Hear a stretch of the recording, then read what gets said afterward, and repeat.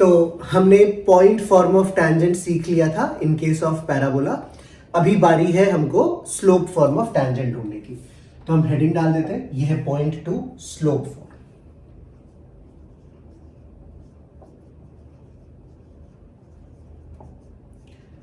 तो slope form में basically क्या है ना, मैं इसको डिस्कस करने के पहले एक क्वेश्चन लिखता हूं और हम उसकी मदद से इसको आगे प्रोसीड करेंगे। तो सपोज हमको कहा गया है एक question, for a parabola y square equals to 8x, ये हमारा पैराबोला हो गया। Find the equation of tangent, find the equation of tangent whose slope is 2। तो मतलब ये हमारा पैराबोला हो गया। हमको एक ऐसा टेंजेंट चाहिए जिसका स्लोप हमको गिवन 2 है। मतलब इमेजिन करो कि ये हमने ड्रॉ किया हमारा पैराबोला स्टैंडर्ड, और 2 स्लोप का टेंजेंट कैसा होगा, का लाइन कैसा होगा, इस तरह का।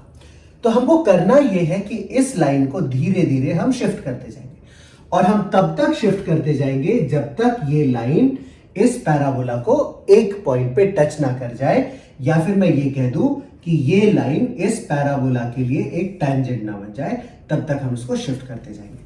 तो इस टेंजेंट का हमको इक्वेशन ढूंढना है। आई होप दिस इज क्लियर, है ना।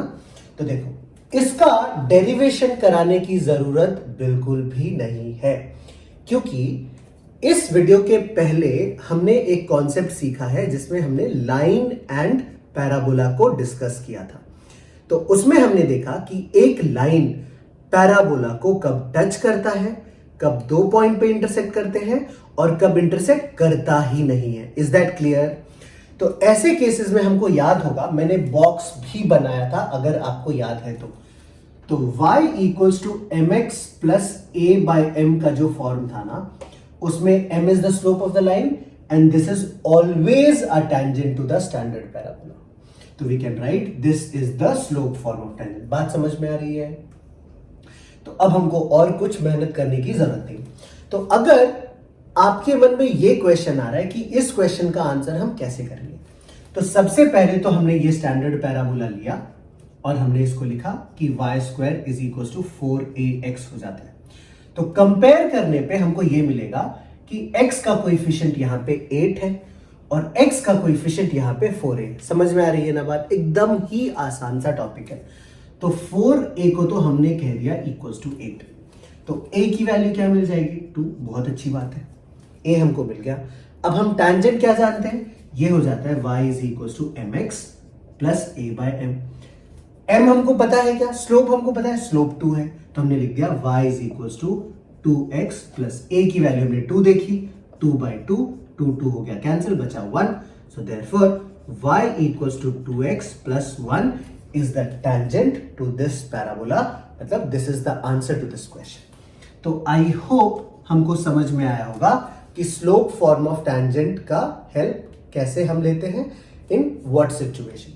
तो अगर यहां पे अब देखो, एक बहुत ही प्यारा सा क्वेश्चन आ जाता है, और वो प्यारा सा क्वेश्चन ये है कि चलो मान लिया, क्या कहा मैंने, चलो मान लिया कि ये हमारा टैंजेंट है, तो वो कौन से पॉइंट पे पैराबोला को टच कर रहा है ये तो बताओ। टैंजेंट हमको मिल गया, कहीं ना कहीं तो वो पैराबोला को टच कर रहा है, वो कौन सा पॉइंट होगा। तो बेसिकली हमको ये पॉइंट ऑफ कॉन्टैक्ट ढूंढना है। तो अब हम देखो, हम भी बहुत स्मार्ट है। हम क्या करेंगे, हमने कहा लेट अस से दिस पॉइंट ऑफ कांटेक्ट, इसको हम पॉइंट ऑफ कांटेक्ट कहते हैं। लेट अस से दिस इज x1, y1। तो अगर x1, y1 हमारा पॉइंट ऑफ कांटेक्ट है, तो पॉइंट फॉर्म में टैंजेंट कैसे मिलेगा, y1। Therefore y1 is equal to 8 हमने लिख लिया, और हम बाकी लिख लेंगे x प्लस x1 बाय 2। ये हमारा पैराबोला का टैंजेंट हो गया इन पॉइंट फॉर्म। ये मैं बेसिकली ना इस क्वेश्चन के लिए ही कर रहा हूं। तो एक हम काम करेंगे, इस क्वेश्चन को सॉल्व करने के बाद एक जनरलाइज्ड फॉर्मेट में पॉइंट ढूंढेंगे। बट फिलहाल के लिए है ना, एक हम इसी क्वेश्चन को सॉल्व कर लेते हैं। तो ये हमने क्या लिख दिया, therefore y1 is equal to 2 से 8 कैंसिल करेंगे तो ये आएगा 4x प्लस 4x1। तो अगर ये टैंजेंट है उसी सेम पॉइंट पे और ये टैंजेंट का हमने इक्वेशन ढूंढ रखा है, तो ये दोनों लाइन तो बेसिकली सेम हो गया। तो इन दोनों को हम कंपेयर कर लेंगे। तो कंपेयर करने के लिए हमने लिखा y1 को हम राइट साइड लेके जाएंगे, तो ये मिल गया हमारे पास y is equal to 4/y1 into x plus 4x1 by y1। तो इन दोनों को अगर हम कंपेयर करते हैं तो x का कोएफिशिएंट यहां से इक्वल आना चाहिए, therefore we can write 4/y1 is equal to 2, therefore y1 की वैल्यू क्या आ जाएगी, y1 की वैल्यू आ जाएगी 2। और अगर हमने y इंटरसेप्ट को कंपेयर कर लिया तो ये आ जाएगा 4x1 by y1 is equal to 1। अभी y1 की वैल्यू तो 2 है, तो ये 2 पुट करेंगे तो हमको x1 की वैल्यू आ जाएगी 1/2। तो देयरफॉर हमको x1, y1 जो हमारा पॉइंट ऑफ कांटेक्ट था वो मिल गया। तो हम इसको कोऑर्डिनेट वाइज लिख लेते हैं। तो हमारा पॉइंट आ गया ये 1/2, 2। I hope this is absolutely clear to you. तो ये जो हमने अभी सॉल्व किया ना, वो इस क्वेश्चन के रिस्पेक्ट में था। तो अभी आपके मन में ये सवाल आएगा कि जनरल फॉर्म क्या है या जनरल फॉर्मूला क्या है, तो वो अभी हम जस्ट करने वाले हैं। Is that clear? तो एक काम करता हूं, मैं बोर्ड क्लियर कर लेता हूं और फिर आगे चलते हैं।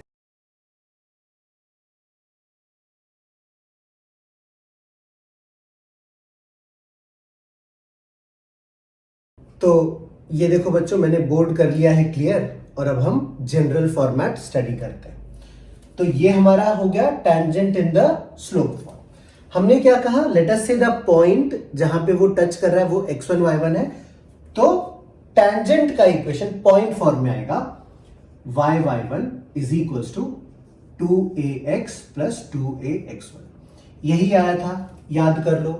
चाहिए तो पिछले वाला वीडियो जाओ, देखो एक बार वापस और कंपेयर करो, या फिर आपने नोट्स भी बनाया होगा। तो एक दो बातें मैं बहुत क्लियर कर देता हूं बच्चों। देखो, जो आपका नोट्स है ना, जो मैं लिख रहा हूं, ये नोट्स आपको आपके नोटबुक में भी लिखना है एक एक करके, क्योंकि ये कॉन्सेप्ट वीडियोस है, बहुत ही इंपॉर्टेंट है। आप अगर इसकी हेल्प से स्टडी करोगे, आप बाकी बुक्स रेफर करने की आपको आई डोंट थिंक कोई जरूरत पड़ेगी। आप रेफर भी कर सकते हो, but this is good enough, ये बहुत सफिशिएंट है। तो आप इसको फॉलो करो और अच्छे से आपका एक नोटबुक बना लो, क्योंकि जब आप खुद से लिखते हो ना, तो वो चीजें आपके दिमाग में रजिस्टर हो जाती है और रिवीजन के टाइम पे, सिंस वो आपके हैंडराइटिंग में है, आपको बहुत ज्यादा इजी होता है रिवाइज करना और आपको फट से याद आता है कि हाँ, आपने लिखा था, क्या क्या लिखा था, क्या क्या इंपॉर्टेंट पॉइंट्स सर ने डिस्कस किया था और क्या क्या चीजों को हमने बॉक्स में बना के लिखा था। तो उसी तरह से आपका नोट्स एकदम अच्छे से मेंटेन्ड होना चाहिए। तो ये हो गया हमारा equation of tangent in the slope form, equation of tangent in the point form. तो नाउ सिंस हम ये कह रहे हैं कि ये दोनों सेम टेंजेंट को रिप्रेजेंट कर रहा है, हम दोनों को कर लेंगे कंपेयर। तो कंपेयर करने के लिए हमने लिखा y1 को हम राइट में लेके गए, तो ये बन गया y is equal to 2a by y1 into x plus 2ax1 upon y1। तो दोनों को कंपेयर करने पे हमको m की वैल्यू क्या मिल जाएगी, 2a by y1। So therefore we can write m is equal to 2a by y1। और यहां से y1 का वैल्यू हमको मिल जाएगा बच्चों 2a अपॉन m। तो this is a important result. जैसे ही हमको y1 की वैल्यू मिली, हम दूसरा वाला भी y इंटरसेप्ट का जो टर्म है उसको भी इक्वेट कर लेंगे। तो हम क्या लिखेंगे, a by m is equal to 2ax1। तो हमको x1 का 2ax1 अपॉन y1। तो y1 की वैल्यू को भी हमको पुट करना पड़ेगा 2a अपॉन m। तो ये हमने लिख दिया a by m is equal to 2ax1 upon 2a upon m। तो क्या ये 2a और ये 2a कैंसिल नहीं हो जाएगा, और ये जो m बचा इसको तो हम न्यूमरेटर में लेके चले जाएंगे। तो therefore we have a upon m is equals to mx1 and therefore x1 is basically equals to a upon m square. तो ये हो गई हमारी x1 की वैल्यू, ये हो गया हमारा y1 का वैल्यू। तो हमारा पॉइंट क्या आ गया basically a by m square comma 2a upon m। So this is basically the point of contact. याद रहेगा,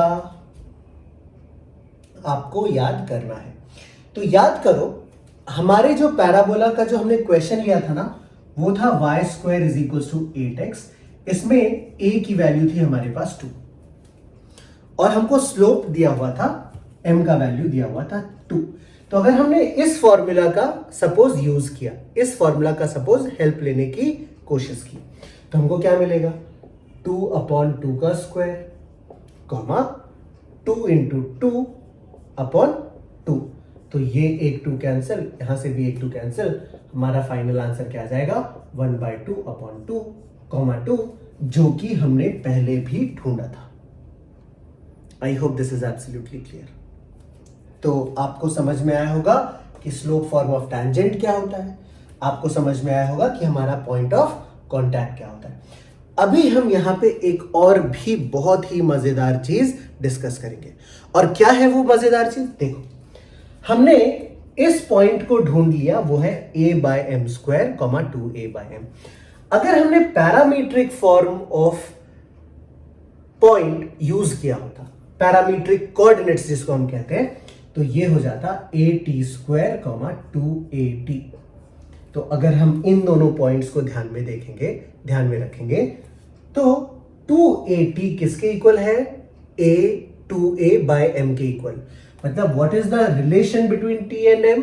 तो t and m are reciprocal of each other as far as slope of tangent is concerned.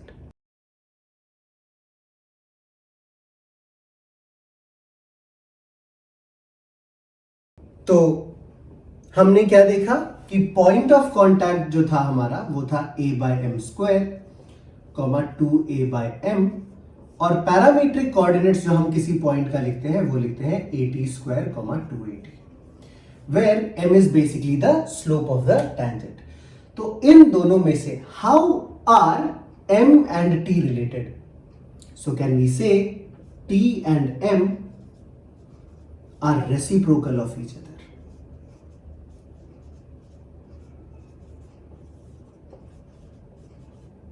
where m is basically the slope of the tangent.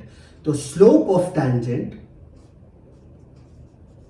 is basically nothing but 1 over t, where m is the slope of tangent. ध्यान रखना है ना, slope of any other line मत लेना, slope of normal मत ले लेना, ये slope of tangent है। so ये एक बहुत ही अच्छा सा रिलेशन है और इससे हम उस पॉइंट का पैरामीटर भी इजीली ढूंढ सकते हैं। तो आई होप बच्चों आपको अच्छे से समझ में आया होगा कि हम पहले तो हमने सीखा पॉइंट फॉर्म, फिर हमने सीखा स्लोप फॉर्म, कैसे यूज करते हैं, कैसे फाइंड आउट करते हैं। तो इसके बाद जो नेक्स्ट फॉर्म है हमारा टैंजेंट का, वो है पैरामीट्रिक फॉर्म, और वो बहुत ही आसान है। तो हम लोग एक काम करते हैं, उसको भी कवर कर लेते हैं। तो यहां तक हमने 2 फॉर्म्स कर लिए, अब हमारा तीसरा फॉर्म है। तो तीसरे फॉर्म को हम कहते हैं पैरामीट्रिक फॉर्म। तो जैसा कि मैंने पहले भी बताया है बच्चों कि पैरामीट्रिक फॉर्म जो है ना, specially in case of parabola, is extremely helpful. तो हमको तो इसको याद रखना ही पड़ेगा, या फिर हम याद करेंगे ही करेंगे, बिकॉज हमारा लाइफ आसान होगा, हमारा प्रॉब्लम सॉल्विंग इजी हो जाएगा। तो पैरामीट्रिक फॉर्म क्या कहता है? देखो, अगर हमको पॉइंट फॉर्म ऑफ टैंजेंट पता है, तो पॉइंट फॉर्म ऑफ टैंजेंट को हम लिखते हैं y1 is equal to 2ax plus x1।